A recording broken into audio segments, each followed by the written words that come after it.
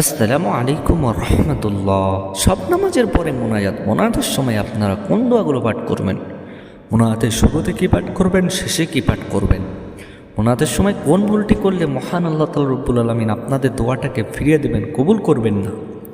নবী করিম সাল্লাল্লাহু আলাইহি ওয়াসাল্লাম তিনি হাদিস শরীফে জানিয়ে দিয়েছেন, মোনাজাতের সময় তোমরা যদি এই ভুলগুলো করো তাহলে তোমাদের দোয়াটা আল্লাহ রব্বুল আলামিন সাথে সাথেই ফিরিয়ে দেবেন, কবুল করবেন না। সকলে সাবধান। তাই জন্য আমরা সকল মুসলমান ভাই ও বোনেদের কাছে রিকোয়েস্ট করব, এই ভিডিওটা আপনারা শেষ পর্যন্ত ওয়াচ করবেন এবং আজকের যে বিষয় নিয়ে আলোচনা করব এটা সকল মুসলমান ভাই ও বোনেদের জন্য দেখা বাধ্যতামূলক। অবশ্যই দেখতে হবে, কারণ অনেক যারা মুসলমান ভাই ও বোনেরা আছেন তারা যারা নতুন নামাজ কালাম পড়া ধরেছে কিন্তু তারা মোনাজাতের সঠিক নিয়মটা জানে না। এই মোনাজাতের সঠিক নিয়মটা জানতে হবে। আরেকটি বিষয় নিয়ে আলোচনা করব ফরজ গোসল সম্পর্কে। কারণ অনেক মুসলমান ভাই ও বোনেরা আছে তারা নতুন নামাজ কালাম পড়া ধরেছে কিন্তু তারা জানে না যে ফরজ গোসলটা কী কারণে ফরজ গোসল হয়। অবশ্যই আমি বলে দিচ্ছি কী কারণে ফরজ গোসল হয়।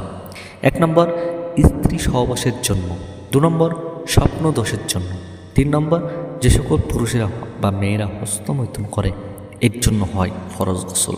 এবং যদি আপনার লজ্জাস্থানে থেকে বীর্য বাহির হয় আপন ইচ্ছায় তাহলে আপনার গোসলটা ফরজ হয়ে যাবে। এই সব কারণের জন্য আপনাকে গোসল ফরজ আদায় করতে হবে, নাহলে আল্লাহ পাক রব্বুল আলামিন আপনার প্রতি গজব নাজিল করবেন। কারণ আপনি যদি গোসল ফরজ না আদায় করেন, আপনি যদি নামাজ কালাম পড়েন তাহলে আপনার কোনো ফায়দা হবে না।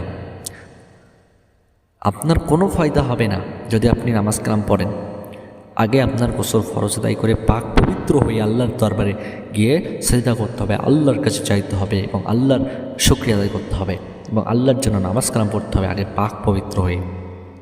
আমি কী কারণে বললাম যে গোসল ফরজ হয় এটা আপনাদেরকে জানিয়ে দিলাম। এবারে জানুন গোসল ফরজটা কীভাবে আদায় করতে হবে। আপনি যখন গোসল করতে যাবেন তখন আগে মনে মনে নিয়ত করে নেবেন যে নাপাকি দূর করার জন্য, পবিত্রতা অর্জন করার জন্য ফরজ গোসল করতেছি, এরকম বলে আপনি কি করবেন, 3 বার কুলি সহ গড়গড়া করবেন। কুলির সাথে গড়গড়া করে ফেলে দেবেন 3 বার।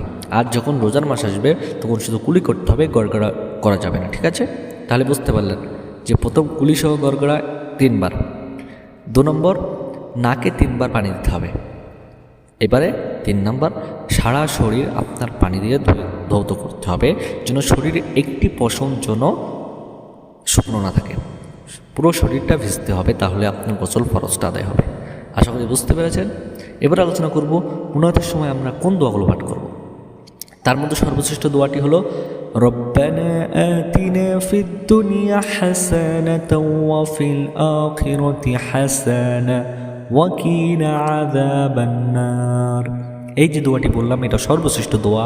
প্রতি নামাজের পরে বা যে কোনো সময় আপনি যখন মুনাজাত করবেন, মুনাজাতের সময় এই দোয়াটি পাঠ করবেন।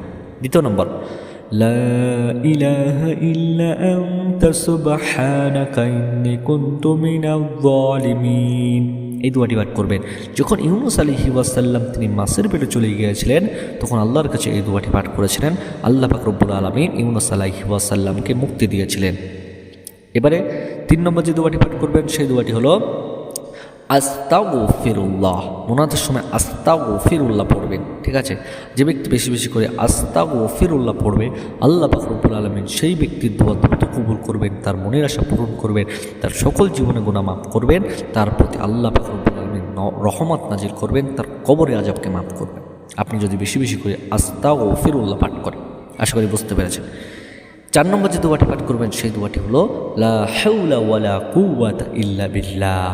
এই দোয়াগুলো আপনারা যখন মুনাজাত করবেন, যে কোনো সময় নামাজের পরে বা যে কোনো সময় যখন মুনাজাত করবেন তখন এই দোয়াটি পাঠ করবেন। ঠিক আছে? এবারে বলবো মুনাজাতের শুরুতে এবং শেষে কোন দোয়াটি পাঠ করতে হবে। নবী করিম সাল্লাল্লাহু আলাইহি ওয়াসাল্লাম তিনি বলেছেন, যদি কোনো ব্যক্তি মুনাজাতের শুরুতে এবং শেষে এই দোয়াটি পাঠ না করে আল্লাহ পাক রব্বুল আলামিন সেই ব্যক্তির মুনাজাতটাকে ফিরিয়ে দেন, কবুল করেন না। তাহলে মুনাজাতের শুরুতে এবং শেষে পড়তে হবে দরুদ শরীফ। যখন মুনাজাতটা শুরু করবেন সর্বপ্রথম একবার পড়ে নেবেন আলহামদুলিল্লাহি রাব্বিল আলামিন, একবার আল্লাহ শুকরিয়া আদায় করতে হবে। তারপরে যে দোয়াটি পড়তে হবে দরুদ শরীফ সাল্লাল্লাহু আলাইহি ওয়াসাল্লাম। তারপরে আরবিতে দোয়া করবেন, তারপরে বাংলায় আল্লাহর কাছে যা চাওয়ার দরকার চাইবেন এবং যখন মুনাজাতটা শেষ করবেন তখন আবার একবার পড়বেন সাল্লাল্লাহু আলাইহি ওয়াসাল্লাম, তারপরে মুনাজাতটা শেষ করবেন ইনশাআল্লাহ। আল্লাহ পাক রব্বুল আলামিন আপনার মুনাজাতটাকে কবুল করবেন, ফিরে দেবেন না।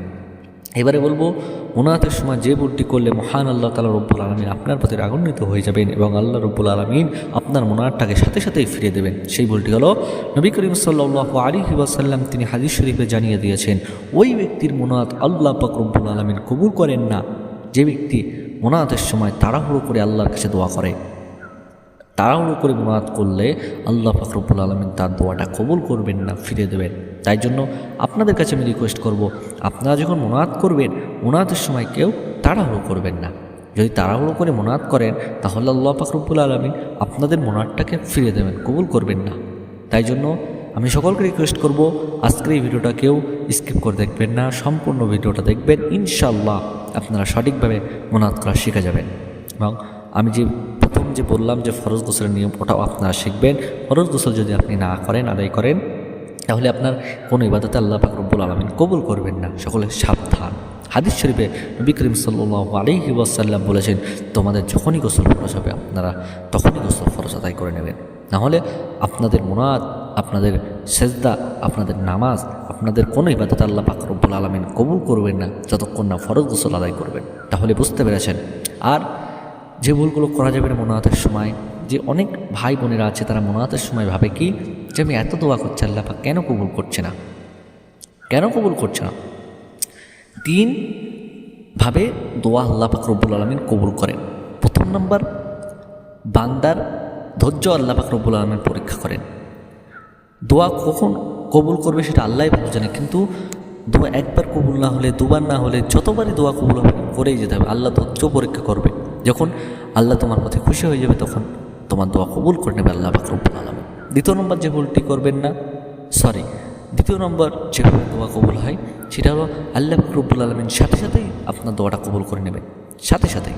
আর 3 নম্বর, যদি আপনার দোয়া কবুল না হয় সেটা মনে করবেন আখিরাতের জন্য আল্লাহ পাক রব্বুল আলামিন তিনি রেখে দিয়েছেন আপনার দোয়া কবুল করার জন্য। সেই দিন ইনশাআল্লাহ উত্তম কিছু আল্লাহ পাক রব্বুল আলামিন ওই দোয়ার বিনিময়ে আপনাকে দান করবেন। তাহলে ধৈর্য সহকারে আল্লাহর কাছে দোয়া করুন বিশ্বাসের সাথে।